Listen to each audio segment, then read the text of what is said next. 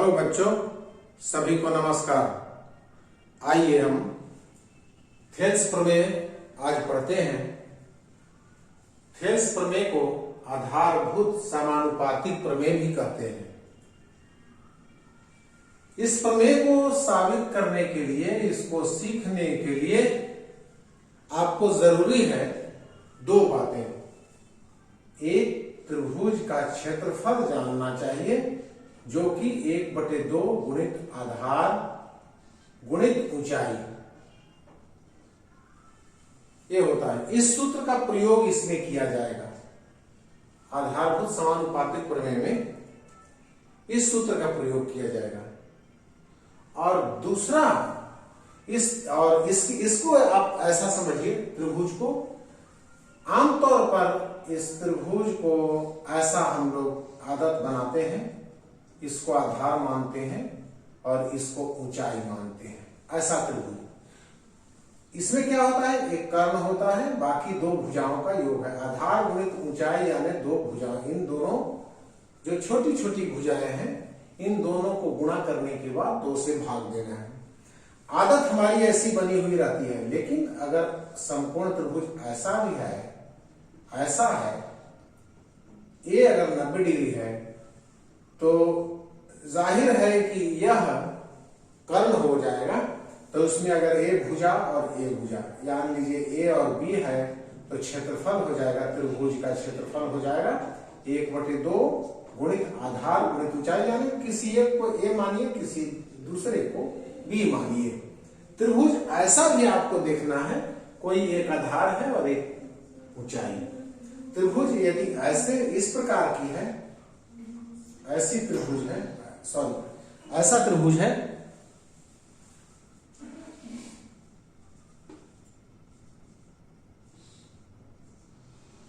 ऐसा त्रिभुज है, तो इसमें ए भुजा आधार मान लीजिए, चाहे इसको मान लीजिए, तो दो भुजा जो आएगी, दोनों में से ए और ए, ये दोनों आएगी। 90 डिग्री जो भुजाएं बनाती हैं, दोनों जो भुजाएं 90 डिग्री बनाती है, 90 अंश का कोण बनाती है, उन्हीं दोनों भुजाओं को यहां शामिल किया जाता है, एक आधार के रूप में और दूसरा ऊंचाई के रूप में। इसके बाद अक्सर कई बार दिक्कत क्या होती है कि हमको शुरू में ऐसा अगर दिया रहे तो ऊंचाई के रूप में ये तो दिखाई देता है, लेकिन अगर इस तरीके से रहे, इस तरीके से त्रिभुज रहे, तो इसके लिए ऊंचाई इधर तो दिखाई देती नहीं है। तो इस हालत में इस आधार को अब बढ़ाइए और यहां से नोट करिए जमीन तक, यह आपकी ऊंचाई हो जाएगी।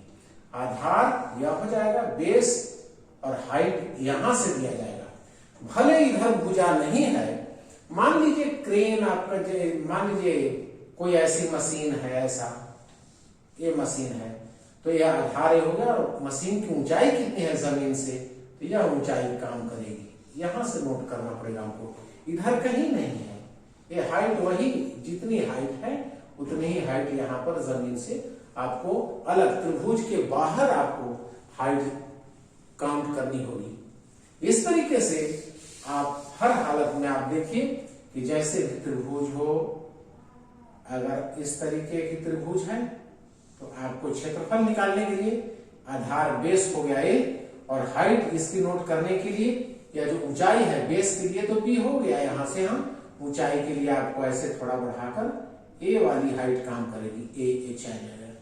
इस तरीके से आप त्रिभुज के बारे में जानकारी रखेंगे। थेल्स प्रमेय में त्रिभुज का क्षेत्रफल, और दूसरी बात है कि एक नियम और भी है, वह यह है कि अगर समांतर रेखाएं हैं, एक ही दोनों समांतर रेखाएं, और ये आधार फिक्स कर लिए, इस आधार पर अगर इस त्रिभुज को फिक्स करते हैं तो इसकी हाइट वही आ जाएगी h, यानी, और यहां से यहां यदि b मानते हैं, बेस है, तो इसका क्षेत्रफल हो जाएगा 1/2 आधार गुणित ऊंचाई h, ऐसा होगा। और इसी पर अगर तिरछा एक और भी है, तो दूसरे का भी यह जो त्रिभुज बन रहा है इसका भी क्षेत्रफल इतना ही आएगा। आधार वही रहेगा और इसकी ऊंचाई भी सेम वही रहेगी, क्योंकि दोनों समांतर रेखाएं हैं। दोनों समांतर रेखाओं के बीच की दूरी यानी दोनों के बीच फासला तो सेम टू सेम हाइट रहेगा, इसके लिए भी हाइट। तो आखिर आंसर दोनों त्रिभुज का, इसका और इसका सेम टू सेम आएगा, क्योंकि आधार दोनों के लिए सेम है, ऊंचाई दोनों के लिए। तो इस सूत्र का मान दोनों के लिए बराबर आएगा, इसका आंसर बराबर मिलेगा, इसलिए त्रिभुज दोनों बराबर होंगे। निष्कर्ष क्या निकल रहा है? यही निकल रहा है कि दो समांतर रेखाओं के बीच अगर कोई त्रिभुज फिक्स है जो एक ही आधार पर, इसी आधार पर दोनों त्रिभुज फिक्स है और समांतर रेखाओं के की जोड़ी के बीच में फिक्स है, तो दोनों का क्षेत्रफल बराबर होता है। यानी समांतर रेखाओं के बीच यदि कितने भी त्रिभुज हो जाए, यह समांतर त्रिभुज, यह है समांतर रेखाएं हैं। एक त्रिभुज ये बना, दूसरा त्रिभुज हम बनाते हैं ऐसा, इसका भी उतना ही आंसर आएगा। जितने त्रिभुज बनेंगे, ये त्रिभुज दो, एक दो, ये तीनों का आंसर सेम टू सेम आएगा, क्योंकि हाइट तीनों की बराबर है, हाइट तो सेम सबकी है और बेस तो सबका सेम है। तो क्षेत्रफल बराबर 1/2 गुणित आधार गुणित ऊंचाई, आंसर तीनों का सेम आएगा, बराबर आएगा। तो ध्यान रखना क्या है कि त्रिभुज का क्षेत्र, ये समांतर रेखाओं की जो जोड़ी है, समांतर रेखाओं के बीच अगर त्रिभुज फंसे हुए हैं तो सबका क्षेत्रफल बराबर होता है। यह जानकारी आपको रखनी है। अब आते हैं मूल रूप से प्रमेय के पास। इतनी बातें आप याद रखेंगे तभी आपसे प्रमेय हल होगा। थेल्स प्रमेय क्या कहता है? यह है किसी त्रिभुज में थोड़ा बड़ा बना लेते हैं, इसको थोड़ा बड़ा बनाते हैं। किसी त्रिभुज में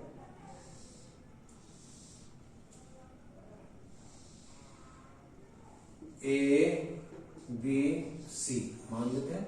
किसी त्रिभुज में दो भुजाओं से, एक भुजा ये है, इस BC भुजा एक आधार है, इसके समांतर इधर से खींचना है।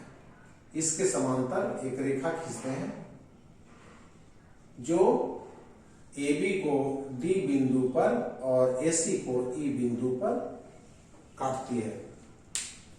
एक रेखा गुजर रही है ऐसे, एक भुजा के समांतर त्रिभुज है, उसकी एक भुजा के समांतर एक रेखा खींची गई है और जो शेष दो भुजाओं को अलग अलग अनुपात में काटती है। यानी ये अनुपात और ये अनुपात दोनों में, ये भुजा बटे ये भुजा, ये भुजा बटे ये भुजा, इस अनुपात में काटती है। तो जांच करेंगे हम कि दोनों साइड का अनुपात बराबर होगा। यानी थेल्स प्रमेय आधारभूत समानुपाती को का दूसरा नाम यह है। इस प्रमेय में हम क्या साबित करेंगे कि हमको AD बटे DB बराबर AE बटे EC, यही साबित करना है। यानी भुजाओं को जो खंडित करेंगे, जो विभाजित करेंगे, ये विभाजन का अनुपात तो दोनों तरफ बराबर होगा। यानी किसी त्रिभुज में एक भुजा के समांतर रेखा अगर खींची जाती है जो कि शेष दो भुजाओं को दो बिंदुओं पर काटती है, तो एक भुजा का, पहली भुजा का अनुपात, कटान का अनुपात दूसरी भुजा के हिस्सों के अनुपात के बराबर होगा। यानी AD बटे DB बराबर AE बटे EC। यह भुजा को नापिएगा तो इसकी लंबाई जितनी होगी और उसको रख दीजिए यहाँ, और DB को लंबाई नाप करके यहाँ रख दीजिए, इसका आंसर निकालिए। और दूसरा इसका आंसर निकालिए, इसकी लंबाई नापिए, इसकी लंबाई यहाँ से यहाँ नापिए और इसमें डालिए। इसमें मान रखिए इसका आंसर और इसका आंसर दोनों बराबर आएगा। इसी को हम साबित करेंगे तर्क के द्वारा। सबसे पहले इसमें क्या किया जाता है, रचना की जाती है। इसको यहां से मिला दिया जाता है, डी को सी से और बी को ई से, और यहां पर एक, अब देखिए इस त्रिभुज को आप त्रिभुज को ए डी ई, और इस त्रिभुज दो भाग में बट गया है। एक त्रिभुज ऐसा है, यह है ए डी ई, और इसके लगा हुआ ऐसा है बी, ऐसा है। इसमें देखिए हमको अभी फोकस करना है इस त्रिभुज पर, ए डी बी पर, ए डी ई, और त्रिभुज ए बी ई पर, इस पर फोकस करना है, इन दोनों पर। अब आप क्या करेंगे, इन दोनों का क्षेत्रफल लीजिए, प्रोसेस चालू करते हैं। रचना यहां से लंब गिरा लीजिए, इस पर लंब गिरा लीजिए, या 90 डिग्री पर हो जाएगा। इसको मान लेते हैं हम सुविधा के द्वारा, सुविधा के लिए H1 मान लेते हैं। ये हाइट का नाम H1 हो गया। अब देखिए त्रिभुज हल, यहां से हल करते हैं, उत्पत्ति, उत्पत्ति यानी तर्क, लॉजिक, यहां से स्टार्ट हो रहा है। अब दो त्रिभुज यहां पर आप ध्यान रखिए, त्रिभुज ए डी ई और त्रिभुज डी बी ई, इसको फोकस कीजिए। क्षेत्रफल लीजिए, त्रिभुज ए डी ई का क्षेत्रफल बट्टे त्रिभुज डी बी ई का क्षेत्रफल। देखिए ये इस त्रिभुज का क्षेत्रफल ए डी ई और इसका, यही कटिंग करके निकाल दिए हैं समझने की पर्पज से। आप 2-4 बार प्रैक्टिस करेंगे तो एक कटिंग करने की जरूरत नहीं है आपको। अभी हम समझने के लिए कर रहे हैं, आप परीक्षा में लिखेंगे तो इसकी जरूरत नहीं है। आप मन में आप प्रैक्टिस 2-4 बार करेंगे तो समझ में आ जाएगा, क्योंकि इसमें इन दोनों का, इस पोर्शन के लिए आप थोड़ा चालाकी करेंगे तो पता चल जाएगा इस पोर्शन में एडी शामिल है। एडी यानी एडी से बनने वाला त्रिभुज कौन सा होता है, एडीई, और डीबी इधर दिख रहा है, डीबी ये है, इस डीबी आधार पर बनने वाला त्रिभुज कौन है, इधर वाला डीईबी, ऐसा है। तो इसका त्रिभुज का क्षेत्रफल ले लिए, 1/2 आधार क्या हो जाएगा एडीई का, एडीई वही चीज एडीई, तो यहां पर हाइट H1 है, H1 तो यहां पर 1/2 गुणित आधार एडी गुणित ऊंचाई H1 बट्टे 1/2 गुणित आधार। अब दूसरे त्रिभुज के लिए डीबीई के लिए देखिए, डीबीई के लिए क्या हो जाएगा, आधार डीबी गुणित ऊंचाई, ऊंचाई वही वाली बात हो जाएगी, क्योंकि इसकी भी ऊंचाई इधर तो है नहीं, इसके बाहर लेना पड़ेगा। जैसा कि हम पहले आपको बता चुके हैं, अगर इस तरीके का त्रिभुज है तो कैसे, इसकी हाइट तो इधर ही जाएगी ना, इसकी हाइट तो इधर जाएगी, H1 यही है जो कि हम पहले बता चुके हैं आपको। हाइट बाहर चली जा रही है, इसकी हाइट वही काम करेगी, ऊंचाई वही रहेगी, H1। आंसर क्या आ जाएगा, कट गया, H1 आंसर क्या निकला, एडी बटे डीबी, यह आंसर आपका निकला। इस निष्कर्ष को 1 नाम दे सकते हैं। इस तरीके से पहला निष्कर्ष निकला। अब पुनः दूसरा, पुनः एक काम हो गया, यानी अभी हमने क्या लिया है, इस त्रिभुज को लिया और इसको लिया। अब इसी में एक ऐसा देखिए त्रिभुज पुनः ऐसा फंसा हुआ है, इधर के लिए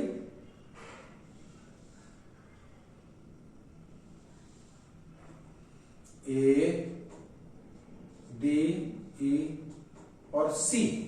इस त्रिभुज में देखिए, यह त्रिभुज इधर से ए डी ई यहां ले ली, ए डी और डी सी ई, यानी इसकी कटिंग आप इधर सोचिए। इसके लिए क्या करेंगे, आधार वही है, तो इसका हाइट इधर से ले लीजिए इस त्रिभुज के लिए। ये भी अगर आधार ए लेंगे तो इसकी हाइट ए आ जाएगी, H2 मान सकते हैं इसको, H2। तो पुनः इस साइड से लीजिए त्रिभुज क्या चीज, ADE का क्षेत्रफल बटे त्रिभुज DEC का क्षेत्रफल, त्रिभुज DEC का क्षेत्रफल, DEC का क्षेत्रफल। इसके बाद क्या हो जाएगा, इसका भी वैसे ही 1/2 आधार कितना है AE, आधार AE हो गया इंटू ऊंचाई H2 बटे 1/2 आधार कितना हो जाएगा EC गुणित ऊंचाई H2। दोनों के लिए सेम प्रक्रिया है। अभी हमने क्या किया है, ये त्रिभुज दोनों के लिए ये आधार पर लिए तो ये हाइट ले लिए, और इस आधार पर लिए तो ये हाइट यहां से ले सकते हैं, यहां से हाइट H2 हो गया। इसी त्रिभुज को ऊपर वाला जो त्रिभुज है, ये त्रिभुज इसी को ये दोनों बार में आ रहा है। इस पक्ष में जो त्रिभुज का क्षेत्रफल ले रहे थे, यह क्षेत्रफल या इस क्षेत्रफल ये दोनों में शामिल हो रहा है। देखिए ये दोनों में शामिल हो रहा है। परीक्षा में ऐसा नहीं करेंगे, हम समझने के पर्पज से अभी बता रहे हैं। ऊपर वाले त्रिभुज ADE दोनों में शामिल हुआ है, और उसके इस त्रिभुज का क्षेत्रफल इधर आधार इधर लिए थे, अब की बार आधार उधर से ले रहे हैं यही, तो उसके लिए तो ऊंचाई इधर से हो जाएगी। अब एक कट गया H2 क्या निकला, AE बटे EC, एक त्रिभुज का 2 हो गया। इतना आंसर, इसका निष्कर्ष मान लीजिए 2। एक त्रिभुज का क्षेत्रफल आपको लेना है दोनों हालत में। यह ऊपर वाला त्रिभुज ADE जो है वो दोनों में शामिल है। बस आधार इधर से लिए हैं तो H1 ले लिए हैं, और इधर आधार लिए हैं तो H2 ले लिए हैं, फर्क वही है। बाकी त्रिभुज का क्षेत्रफल कैसे लिए हैं आपको इसके पहले हम बता चुके हैं। अब आइए दूसरा, अब इन दोनों को देखना है कि क्या क्या कॉमन है। देखिएगा ADE दोनों में सेम है, और अगर पता चल जाए कि DBE और DEC यदि दोनों बराबर है, अगर हमको पता चल रहा है कि DEC और त्रिभुज DBE ये दोनों बराबर है, सेम आंसर वाले हैं, नीचे वाले जो हर हैं, और अंश तो अपने आप दिख रहा है बराबर। अब इन दोनों की तुलना करनी है। अंश तो क्लियर कट बराबर है, अब दोनों का हर बराबर है कि नहीं इसको देखना है। यदि हर बराबर है तो माना जाएगा बायां पक्ष इसका और इसका बायां पक्ष सेम टू सेम है। जब बायां पक्ष सेम टू सेम है तो जाहिर सी बात है कि दायां पक्ष भी सेम टू सेम होगा। दायां पक्ष सेम टू सेम हो जाएगा तो आंसर हो गया इसका मतलब।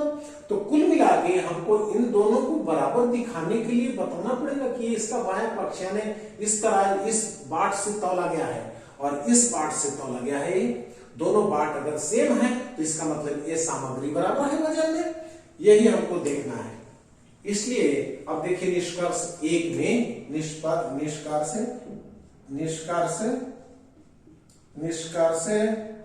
1 के बाएं पक्ष को देखिए, बाएं पक्ष से निष्कर्ष 1 एंड 2 के बाएं पक्ष, निष्कर्ष 1 और 2 के बाएं पक्ष से क्या मिल रहा है आपको? त्रिभुज का क्षेत्रफल ADE ऊपर वाला बराबर है त्रिभुज का क्षेत्रफल ऊपर वाला ADE। अंश है, अंश दोनों के बराबर है, दोनों के अंश बराबर है ऊपर वाला, और नीचे वाला क्यों होगा? नीचे वाला भी बराबर आप दिखाइए। त्रिभुज DBE बराबर त्रिभुज DEC के। यह क्यों होगा? यह क्यों होगा? उत्तर के बाएं पक्ष को तुलना कीजिए, ये दोनों बराबर हो गए, वो तो दिखाई दे रहा है। और ये दोनों बराबर क्यों होगा? क्योंकि ये दोनों बराबर क्यों होगा? क्या कहा? डीबी कौन है? ये देखिए,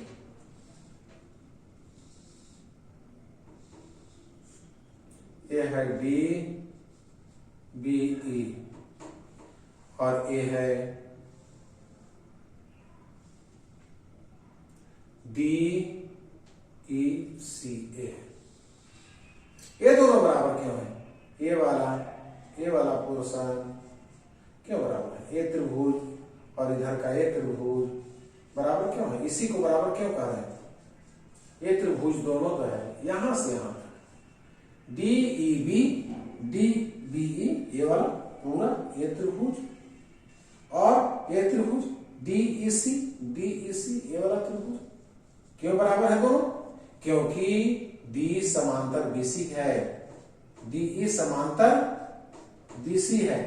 बता चुके हैं, दो समांतर रेखाओं के बीच दोनों त्रिभुज फंसे हुए हैं, इसलिए दोनों का सेम आधार हो गया दोनों त्रिभुज का। तो 1/2 गुणित आधार गुणित ऊंचाई, तो 1/2 सेम, आधार दोनों का सेम, तो सेम मान रखा जाएगा। और हाइट दोनों की ऊंचाई, तो ऊंचाई इस त्रिभुज के लिए भी ये हाइट है, इस त्रिभुज के लिए भी ये हाइट है, मैंने दोनों बराबर हुए।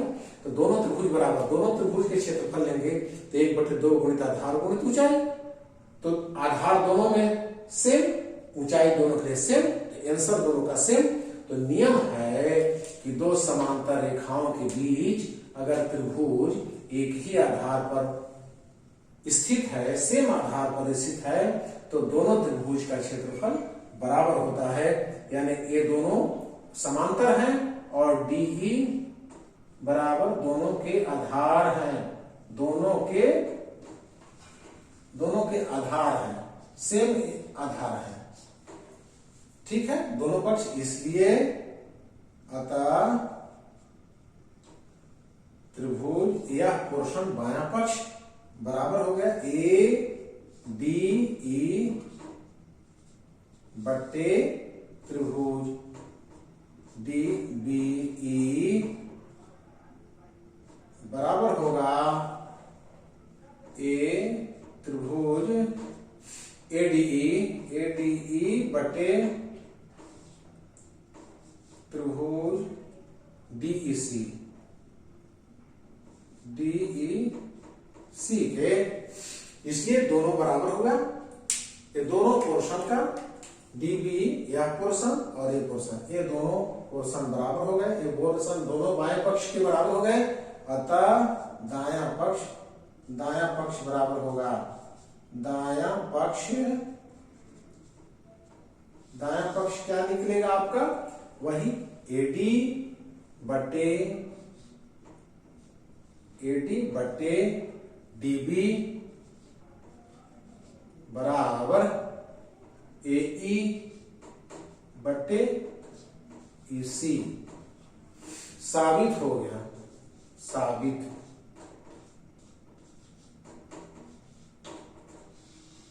इस तरीके से साबित हो गया, बहुत ही आसान है। इस त्रिभुज का इस त्रिभुज का ऊपर में एक त्रिभुज है, एक त्रिभुज ए हुआ, एक त्रिभुज ए डीईबी, दो त्रिभुज हो गए, और एक त्रिभुज डीईसी, तीन त्रिभुज का गेम है। एक त्रिभुज, दो त्रिभुज और एक तीसरा त्रिभुज, तीन त्रिभुज का ही ये खेल है।